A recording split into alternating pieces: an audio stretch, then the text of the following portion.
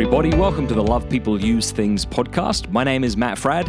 This is a podcast run by an atheist and a Christian. Yes, that's right. We disagree on different things, hey? Noah recently was talking about, he made an argument for why we shouldn't eat meat. And I respect Noah's decision, and I think his argument's actually, it's a well thought out argument, but it's one I disagree with. And maybe in an upcoming episode, the two of us will talk together about why we disagree. In a previous episode, I talked about why I thought masturbation was always immoral and not good, and why you should stop it. And Noah the next week said while he thought I made some good points, he disagreed with me. And here's the thing, right? We can't, since the advent of the internet, it's almost like we have dialogue with people of every worldview. Maybe there was a time 20, 30 years ago where you could live in a hometown with a bunch of people who pretty much thought the same way as you. But today, we have to interact. We don't have to, I suppose, but we naturally interact with people who disagree with us. And we all have seen, I think, how negative echo chambers can be. And we don't want to live like that. So we should chat with each other without dismissing each other. And that's why I'm so pumped about this podcast. And that's the feedback I'm getting from y'all. It's been so neat. We have so many Christian listeners, atheist listeners, agnostics. I have some Muslim people who write to me from time to time. And, the whole point of this podcast is that it's a weekly shot in the arm, as it were, a weekly encouragement for you to continue being porn-free, or to motivate you, to help you want to continue to be porn-free.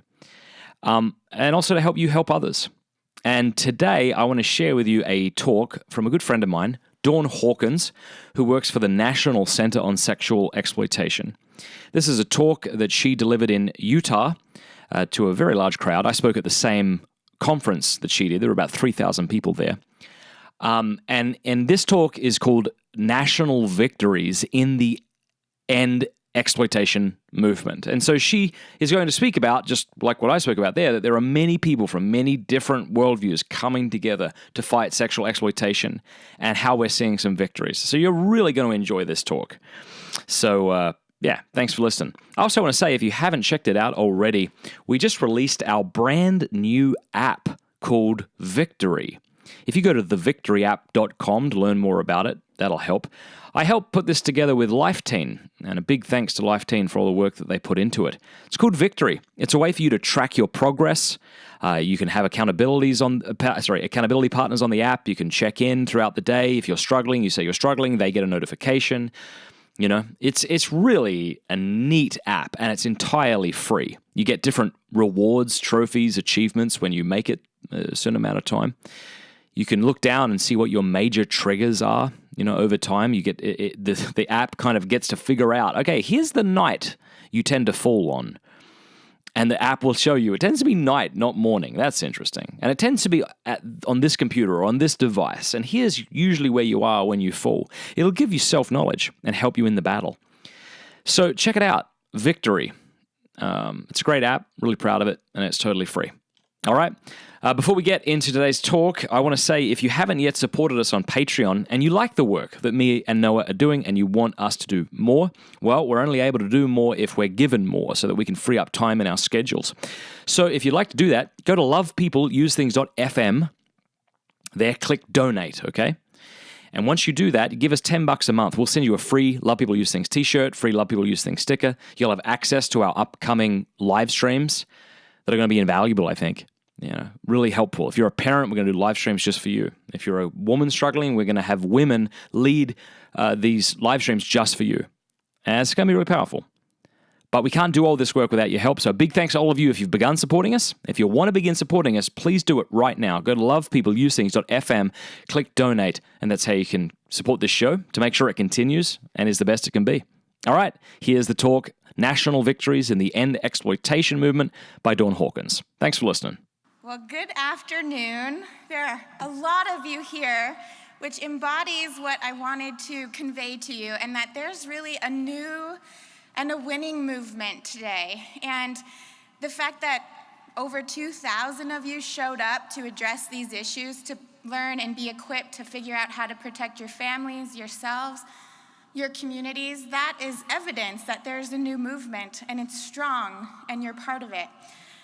What I wanted to convey is that there is this new united movement. Now, it's not like we're working in a silo. Organizations are joining together who never would have joined together in the past. They're putting aside their differences on political issues, on religious differences, and they're willing to work together on the issues of exploitation. And many are recognizing that pornography is very much a part of the problem of sexual exploitation.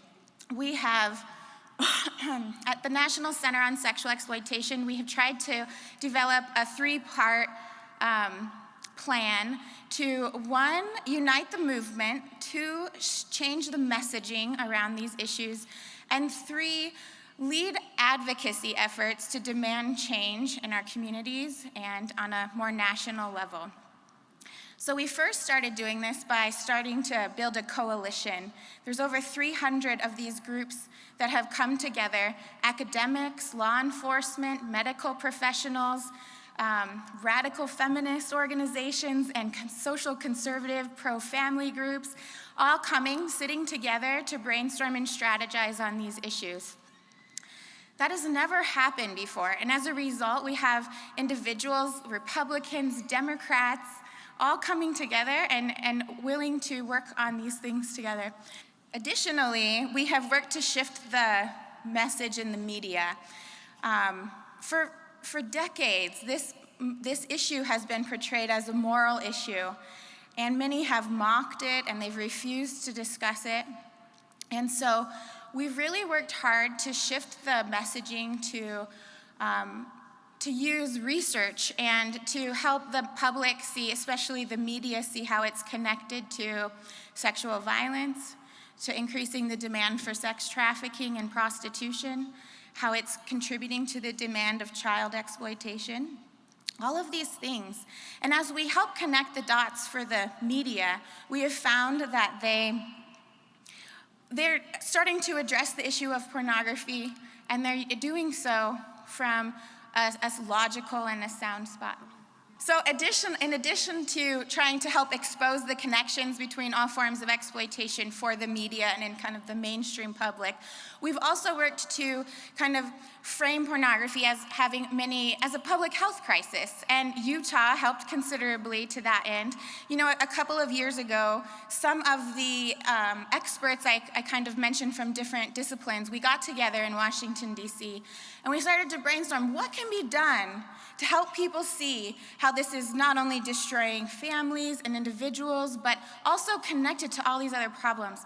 And we decided we should call it a public health crisis. That is what it is. That's the impact that it's having on our society. And so we started organizing events, media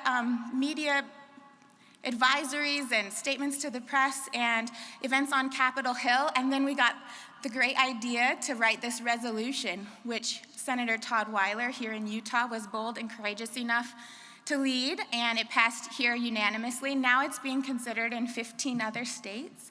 It passed unanimously in South Dakota. In Canada, the Canadian Parliament took a kind of version of this, and they passed it unanimously just in December. But it's even better because their parliament, as part of this bill, has called on their health committee to study the impacts of pornography. And so all of that's happening in the next 4 weeks. So it's very encouraging. And Utah was the first. And so good work, everybody. I mean, you are the one that made this possible for the rest of the country and other countries to move forward in this way. Because the reality is that it is a public health crisis, that it is impacting us on various levels, and we can't ignore that any longer. The other kind of pillar that the National Center on Sexual Exploitation pursues is trying to change policies that we see as facilitating sexual exploitation, whether it be government policies or corporate policies. Thank you.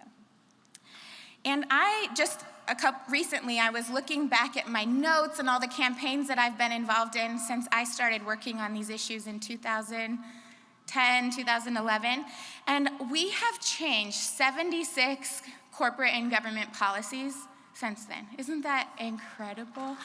The fact that when I started friends and acquaintances would kind of laugh at me when I said, oh, I'm going to do something about Barnes & Noble selling those magazines, or about all the pornography on Verizon's cable channel.